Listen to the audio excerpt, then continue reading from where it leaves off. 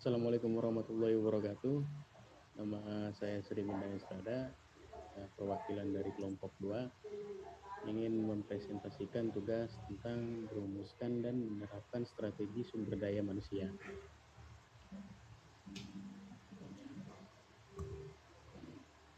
Anggota kelompoknya sendiri terdiri dari satu Muhammad Dorif, kedua saya sendiri, ketiga Reja Alfiantori, dan keempat Dio Ramadan.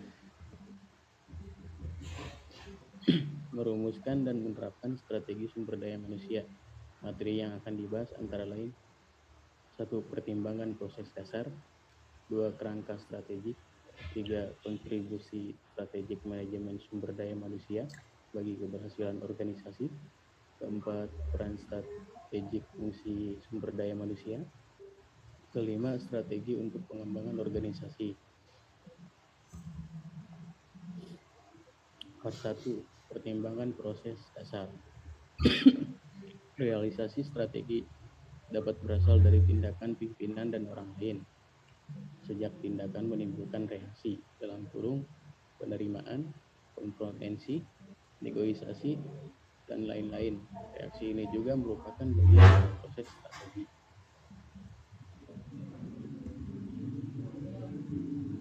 Tingkat pembuatan keputusan strategi ada 3. 1. Ke hulu, mengenai arah perusahaan untuk jangka panjang. 2. Ke hilir, mengenai prosedur pelaksanaan internal dan cara mengorganisasikan perusahaan untuk mencapai tujuan. Ketiga, ke hilir, mengenai pilihan struktur dan pendekatan sumber daya manusia dan mengenal strategi yang akan menghasilkan dasar hubungan karyawan di perusahaan.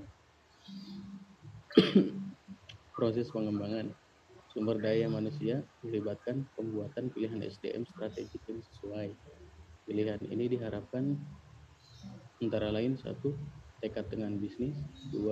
Serupa dengan budaya organisasi. 3. Memiliki kapasitas untuk mengubah karakter dan arah bisnis. 4. Mampu dalam melaksanakan program. 5. Ditemukan pada analis dan penelitian secara rinci.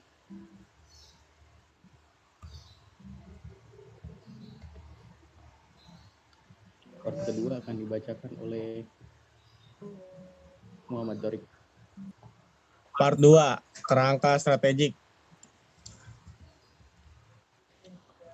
Kerangka strategik. 1. Pengembalian kapabilitas sumber daya. 2. Pendekatan manajemen komitmen tinggi. 3. Pendekatan manajemen kinerja tinggi. 4. Pendekatan praktik terbaik. 5. Pendekatan sistematis. Strategi bisnis menciptakan agenda untuk strategi SDM dalam bidang berikut. 1. Misi sumber daya manusia. 2. Nilai budaya dan daya. 3. Pemberdayaan. 4. Manajemen kinerja tinggi. 5. Pengembangan keterampilan.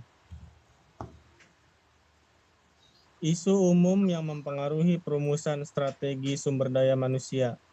Cara terbaik untuk melihat pada kenyataan manajemen sumber daya manusia strategik adalah dengan mengingat pernyataan yang dibuat oleh Mintzberg et al. 1988 bahwa perumusan strategi adalah lebih mengenai preferensi, pilihan, dan kecocokan daripada pelaksanaan logika yang diterapkan. Isu spesifik yang harus dibicarakan terdiri dari: 1. Isu bisnis yang harus dihadapi organisasi.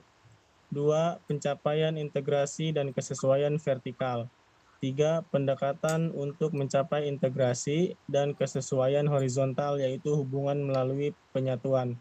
4. Mencapai fleksibilitas. Part 3. Kontribusi strategik manajemen sumber daya manusia bagi keberhasilan organisasi. Kontribusi strategik manajemen sumber daya manusia bagi keberhasilan organisasi. Praktik manajemen sumber daya manusia dapat meningkatkan kinerja organisasi, khususnya cara di mana kontribusi dilakukan, termasuk: 1. Mengembangkan kontrak psikologis positif. 2. Meningkatkan motivasi dan komitmen. 3. Meningkatkan keterampilan karyawan. 4. Mengembangkan proses manajemen kerja. 5. Memberikan karyawan tanggung jawab yang diperluas. 6. Menggunakan sistem manajemen imbalan. Selanjutnya akan dibacakan oleh Reza Alfiantori.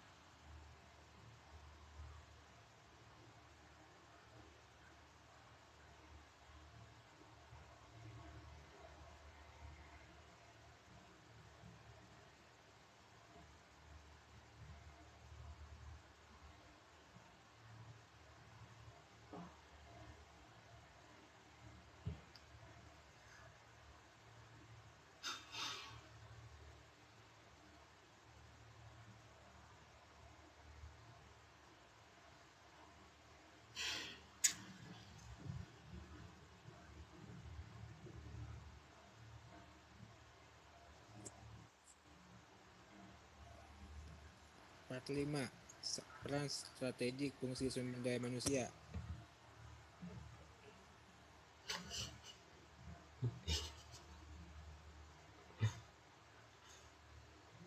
Peran strategik fungsi sumber daya manusia.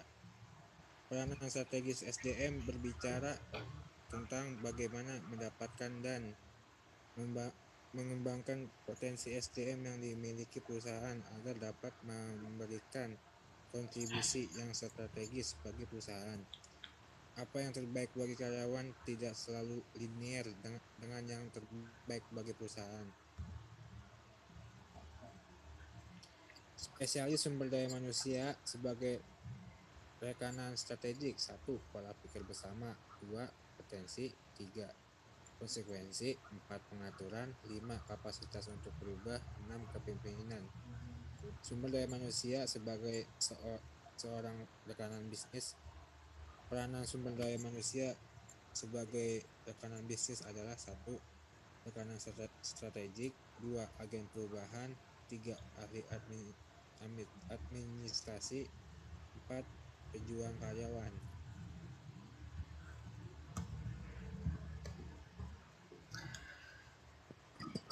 Part 5. Strategi untuk pengembangan organisasi. Strategi untuk pengembangan organisasi.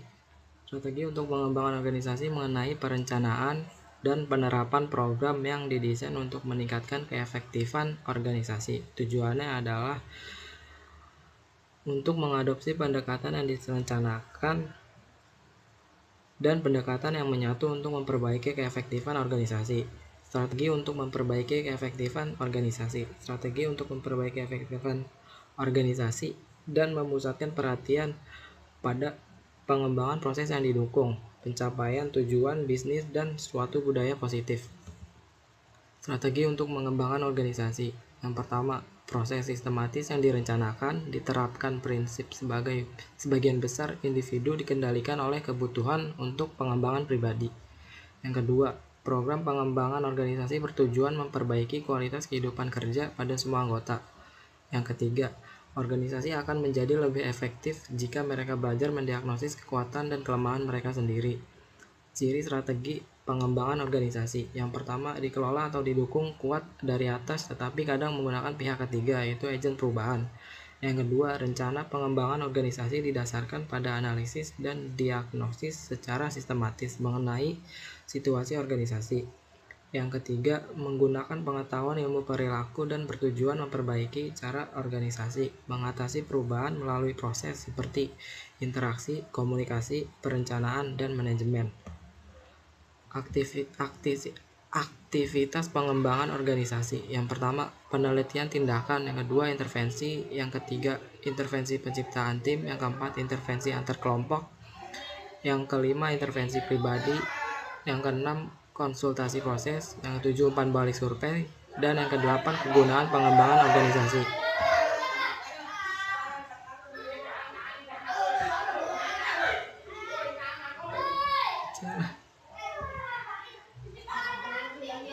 Ya, cukup sekian dari kelompok kami. Kurang lebihnya mohon maaf.